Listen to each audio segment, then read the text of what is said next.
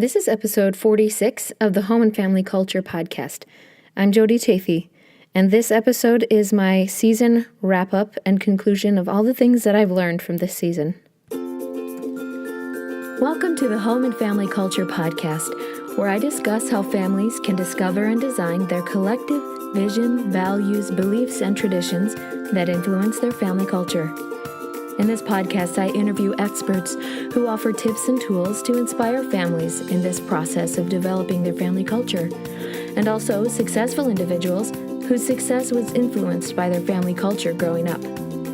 Be sure to check out the show notes for this and every episode at homeandfamilyculture.com, where you can subscribe for my weekly newsletter filled with updates on the podcast and blog, as well as other tidbits of information I like to add. You can listen to this podcast on iTunes, Spotify, TuneIn Radio, Stitcher, or YouTube. Please subscribe to your favorite medium. You can also find me on social media at Family Culture Podcast on Instagram, Facebook, and Pinterest, and at _Family Culture on Twitter. Be sure to comment, follow, like, rate, and share. But enough about all of that. Let's get to the episode. Thank you for listening. First of all, I want to start out this episode talking about how grateful I am to all of the guests who agreed to come on the show and talk about these amazing topics. I have learned so much from these authors and influencers and people who are really thinking about our families and the ways that we can improve and the ways that we can help to parent our children. And so I'm just so thankful. And this has been a trip. This has just been a really great experience. I literally started this podcast on a whim and an inspiration. And I just read Deepak Chopra's The 7 Spiritual Laws of Success. And one of them was to let go of the outcome. I knew that if I was preoccupied with whether or not this would fail or succeed, that I would just quit before I even started. And so I'm just really grateful for that insight that has compelled me to do something that is incredibly vulnerable. I'm just really thankful for this opportunity. So as I conclude this season, I just want to tell you a little bit about what I have come to learn from this season, and also give you a heads up about some of the plans that I have for the coming season.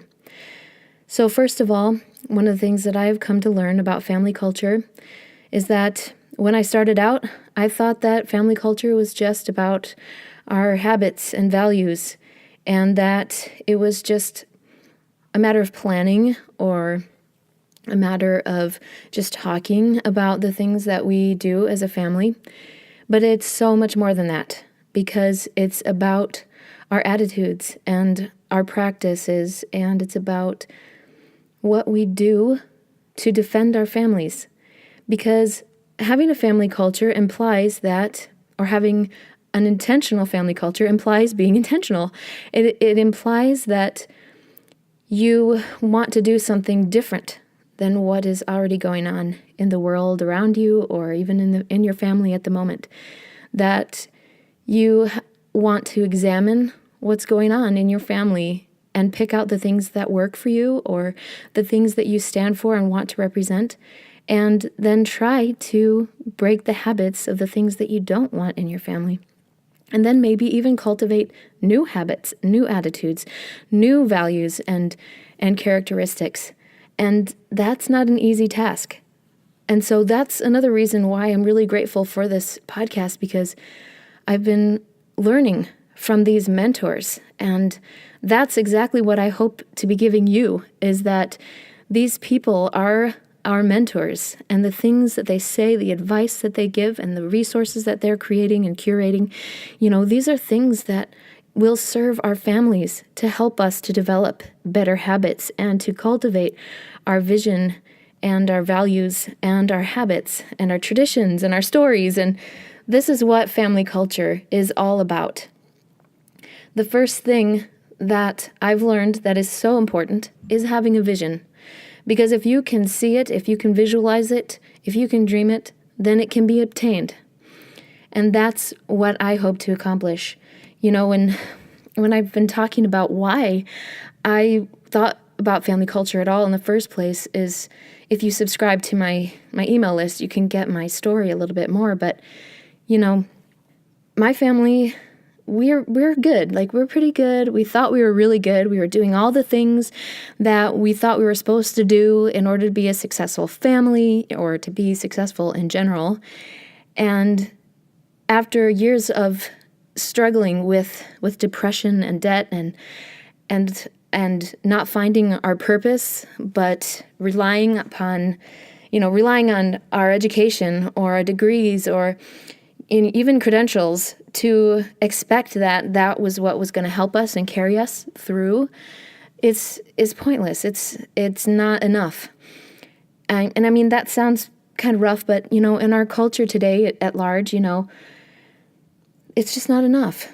I mean, there aren't enough jobs, or when my husband graduated, he had a mountain of debt and there were no jobs available in his field. And so he had to start over from scratch, and that whole degree was pointless.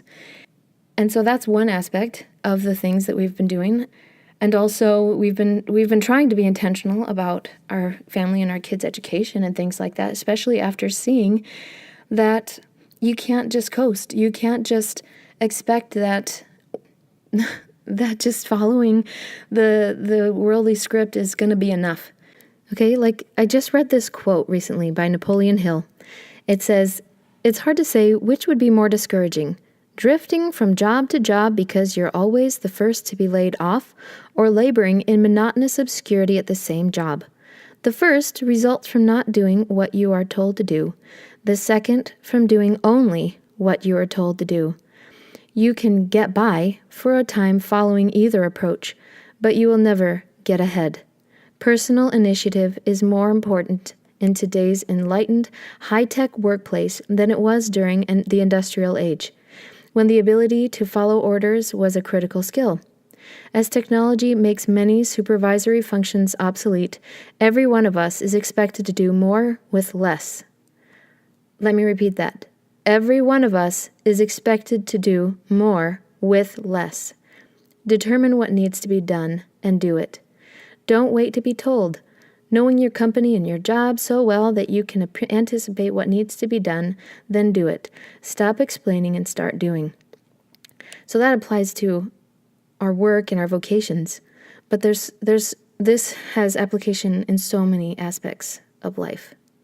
We are expected to do more with less, and that we have to step up and do more than just coast. And so that's really what I've been learning, what I've been getting out of this whole experience about family culture and about my experiences growing up, or, with my husband and my experience with his job and with his career and my career, that we have to be able to do more with less. And we can take the resources that are available around us and create and cultivate something more that not only serves our family, but the world around us. So it's so important. That's what it really comes down to. I just started listening again to How to Raise an Adult. And one of the first things she says in the book is that we define success too narrowly. When we define success too narrowly, then we are afraid of failure. Yet, when we fail, that is when we begin to discover our real path. And that's what I have learned from my life and my experiences, and from this opportunity to learn more about my true path and this ability to reshape our family and our future, is that there are endless possibilities for success. That the only problem with failure and our view of failure is that we think that it's over. If we fail, we stumble, we give up. Napoleon Hill says that with every failure, there's the seed of equal or greater opportunity. And so you can't view failure as the end. It could either be a stumbling block or a stepping stone.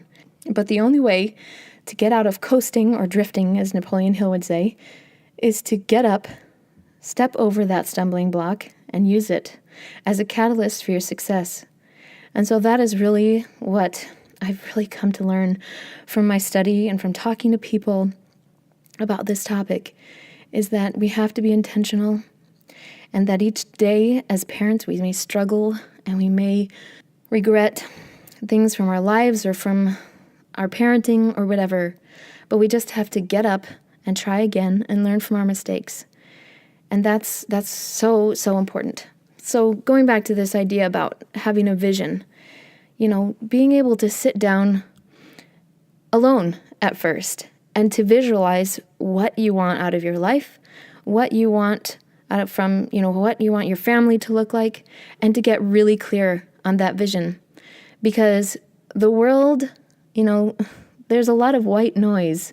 Like in my interview with Bennet and Lee Waters, is that there's a lot of white noise. And that white noise can come from our homes, or it can come from outside of our homes. And either way, we've got to figure out how to clear that out, because that clutter is distracting. It's overstimulating, it's discouraging, and it makes it so much harder to stay focused and to get clear and to take care of yourself. So that's number one, is to get clear on your vision, on your values, and what's most important to you, and to clear out the clutter and the white noise. And then second is to get clear on your values, to know where you come from, what your family stands for. Get clear about your ethnic values, your religious values, your national values, your regional value, your patriotic values, all of those things. If you value sports, music, whatever it is, that you get clear on those values and that you work on them, because it's not enough to just believe that these things are part of you, because if you don't practice them or follow them, then you'll forget them. And so another big part about holding on to those values and being able to reinforce them is to read from your family canon every day. And what I mean by that is whatever literature that reinforces those values. If it's scripture of whatever religion you may come from, if it's the American Constitution or whatever country you live in, your Constitution, all of those things are to reinforce your values and to keep you grounded. And that is an eternal principle, that when we have a form of literature that we can refer to consistently and constantly, that is what maintains our language. That's what maintains our values and the principles that we stand on. So be sure to refer back to your family canon daily. And if it's something that maybe your family writes, that would become your family mission statement. And so to refer to that family mission statement every day, that is the way to get yourself grounded in your vision and your values. So that's number 2. Have your values and your standards outlined. And by standards, I also mean your rules. So that's another part of the noise that's coming in from all around us that we have to be intentional about. We have to defend our families from, but also create a very solid offense. Not just say we're not going to do this and that, but to start cultivating and creating values for what you will do. In my interview with Kristen Jensen, she talks about the can-do plan of when your kids encounter pornography. And so there are rules and guidelines. In my church culture, we have rules about when our children can date. We have rules about substance abuse. We have rules about media and the things that we consume. They're pretty general rules, but they're also pretty strict by worldly standards. And I believe that those standards have what helped me throughout my life, personally, because without them, I don't know, there's so much garbage in the world. There's so much influence, and there's so much that our kids are dealing with that we can't even begin to know what they're dealing with. There's more evil in the world than we can imagine, and we have to be intentional. We have to create that solid offense of the things that we will allow, even more than just the things that we don't allow. So cultivate your vision, your values, your standards, and keep those solid through your family canon. Another thing that, let's see, what else I've learned? Gosh, there's so many things that I've learned that, Kathy Mellor and I talked about the hero's journey and how we will encounter tests, trials, and traps, and that these obstacles are meant for us to endure. But again, that failure is not it's not. Here's the thing. What I learned is that success is not final and failure is not fatal. And that's why I learned to let go of the outcome. Because as soon as you start thinking, all right, we've got this. We are successful. We're on the right track. That's when the tests come. And then when you think, oh no, how are we ever going to get through this? That's when you get stronger. And so always remember that. Success is not final, but failure is not fatal. So those are the main, there's so many things that I've learned from all this. With my interview with Bolaji Oyejide, we talked about that we can't prepare the world for our kids, but we can prepare our kids for the world. And we don't do it by showing them the darkness of the world. We don't do that by rubbing their faces in the muck of this world. We do it by showing them the light so that they can bring that light with them into the world, so that they can recognize when they see light and darkness, so that they know to go towards the light and away from the darkness. Those are all things that I have learned from all of this process, and it's been an incredible journey. I'm just so grateful for the things that I've learned. And I want to share with you something that I've learned about, through starting this podcast, about family culture, that we have to be meek about it, about what we're trying to do. And by that, I mean that we can't allow the pressures of the world to press in upon us and make us scared or inadequate, because we are trying to do what we feel is best for our family. And some people might go, that's weird. Or they might say, I don't know how I feel about that. Or some people you might have to step away from or something, and they'll be upset, or you might tell your kids no sometimes. And that's okay. So what I've been learning about meekness and how meekness means that, well, there's a distinction between meekness and humility, first of all. How humility implies that we have a dependence on a higher being or higher purpose, and that meekness implies that we are submissive to that purpose, and that we don't believe that we're better than anyone else, but also that nothing else is beneath us, And what I mean by that is just that when we are asked or we feel like there's something that we should do or need to do, that it's not something that we're afraid of, that we're not going to excuse it away because we're afraid to fail or we're afraid of looking silly, or that it's hard because it involves serving other people or doing a difficult task. These are all things that require meekness, because it can be kind of challenging if we're asked to serve or bring our parents into our home or, things like that. It requires meekness. There's a lot of freedom that comes from that, and it takes hard work and it takes learning through experience. There's this quote that I read from Neal A. Maxell about meekness. He says that there appears to be no other way to learn certain things except through the relevant clinical experiences. Happily, the commandment in Matthew 11:29, "Take my yoke upon you and learn of me, for I am meek and lowly in heart," carries an accompanying and compensating promise from Jesus, "And ye shall find rest unto your souls." This is a very special form of rest. It surely includes the rest resulting from the shedding of certain needless burdens, fatiguing insecurity, exhausting hypocrisy, and the strength-sapping quest for recognition, praise, and power. Those of us who fall short in one way or another often do so because we carry such unnecessary and heavy baggage. Being thus overloaded, we sometimes stumble and then feel sorry for ourselves. However, if sufficient meekness is in us, it will not only help us to jettison unneeded burdens, but will also keep us from becoming mired in the ooze of self-pity. Furthermore, true meekness has a metabolism that actually requires very little praise or recognition. Close quote.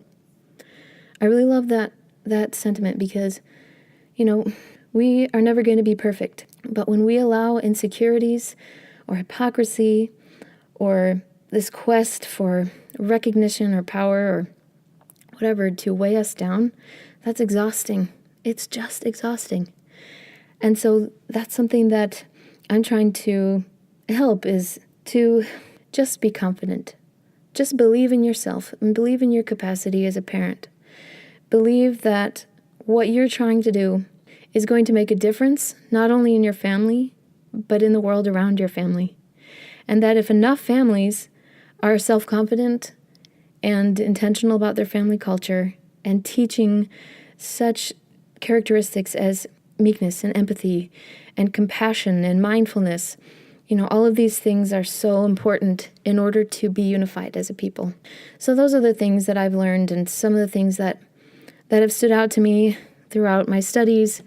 And so over the summer, I'm going to be taking a break from posting episodes, but I will be working on changing up my podcast a little bit. I've been working on my vision of where I want this to go. And so I hope that you'll join me in this whole process as things develop. I hope that you'll sign up for my newsletter. I have in there when you sign up to get a free checklist for starting your family vision. And so you can download that. But as I create things and I can post updates, you will be the first to learn about those updates when you subscribe.